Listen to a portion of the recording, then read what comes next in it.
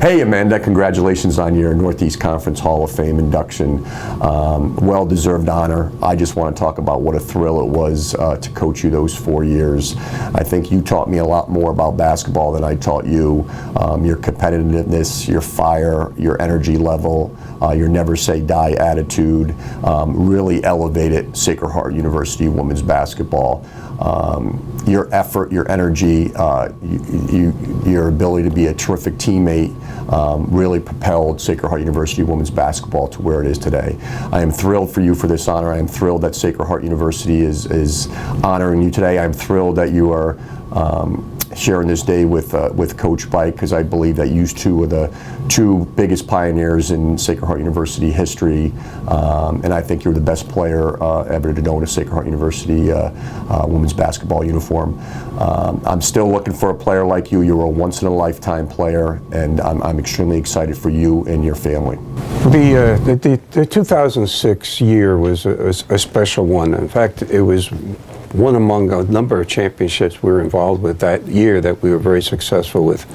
But the women's basketball program, having been able to successfully accomplish what they did in the NEC and then move on to the NCAA championship, and thankfully for the skills and talent of a great team, but led by an exceptional player, and that being Amanda Pape. Oh, the atmosphere was so fun. I was fortunate sophomore year to live in a suite of, there were 12 or 14 of us, so included Amanda. There was athletes from all teams, and it was just a fun time, you know, watching the work ethic that Amanda had for the game. She just loved the game, and nothing was going to stop her. So it really didn't matter per se what the play and the plan was. If Amanda saw a pocket or a hole, she was going to take it, and she'd make it look so effortless. All of a sudden you'd look up and she'd have 25 points, and I would think, how did that happen? But it was a very exciting, like, you were going to be at the basketball game. It was a culture of, this is where you were, because everyone wanted to watch the team, and specifically Amanda was so fun to watch. She was such a competitor. Every game that I could be at, unless we had a lacrosse game, I would wear 31 directly back there in those stands, and I would shout and cheer her on. And junior year, when they won the NEC championship, when the fans rushed in, of course I rushed in to be with Amanda and the group and Carrie Burke, my other friend who played.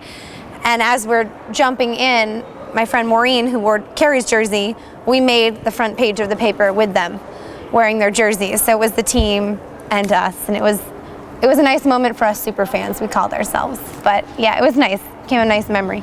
Day one, Amanda just was a winner. Her first official practice, I just remember by the time the practice got done, as a coaching staff, we just sat around talking about, if we don't play her 40 minutes a game, we're stupid. She just brings an energy, a passion, and just a commitment to winning that it's just rare. It's like a once in a lifetime to get that kind of kid.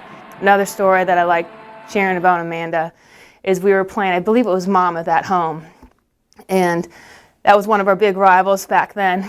And she had this amazing game. Like, she was, you know, like, people that got to watch her play, like, one of the favorite things that you would say is she's just, you couldn't take your eyes off of her. She just was everywhere. And we called a timeout. We had been pressing. We had gotten a couple steals, and I remember Ed Swanson was drawing on the clipboard. He's like, you go here, you go there, you go here. And then he put, like, the marker in the middle of the clipboard. And he said, Amanda, you just do what you do. And he just scribbled all over the court, because that's just what she did. She was just able to create havoc and make us very successful. From freshman year, sophomore, junior, senior, every year she just got better and better. And I know Amanda would be the first one to say that she couldn't have done it without her teammates. And I agree with that. Like, when she came in as a freshman and was so dominant, got Rookie of the Year, her teammates really embraced her. And instead of her being in an intimidated atmosphere, she was really able to blossom and shine, because she knew that they loved her and wanted her to be successful. So I know that her teammates are just as excited for her as I am. Statistically, she had unmatched accomplishments in every aspect of the game, in terms of leading the team in points in a career, assists and steals and rebounds. There wasn't an aspect of the game that she wasn't the primary leader and the one probably most responsible for the successes that we enjoyed during the time she was here. It's hard to categorize Amanda Pape as a player because, frankly, there's been no one like her in my 16 years here at the NEC. She really was a sight to behold on the court between her quickness and her basketball smarts and savvy and a motor that just never, ever stopped. She was really able to dominate games on both ends of the court.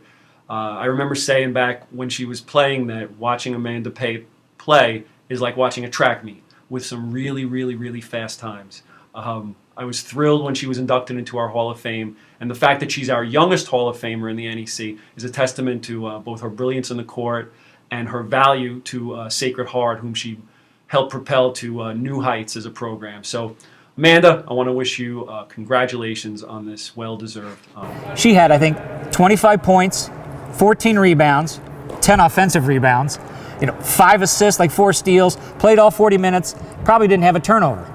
And that's the kind of player she was. I mean, just relentless, relentless, relentless. Amanda and I were in the same orientation group coming into Sacred Heart. And I'll never forget the first day. Amanda walks up to me at orientation in her leopard mini skirt and Tiffany necklace and says, "Hi, I'm Amanda. I'm going to play basketball here." And I thought to myself, sure you are. But I smiled politely. And we became friends throughout orientation. I was going to be on the lacrosse team, so we shared being an athlete. And we just started talking after that. And little did I know, when she asked me if I would wear her jersey at her first home game, the impact that she would have on the Sacred Heart women's basketball program.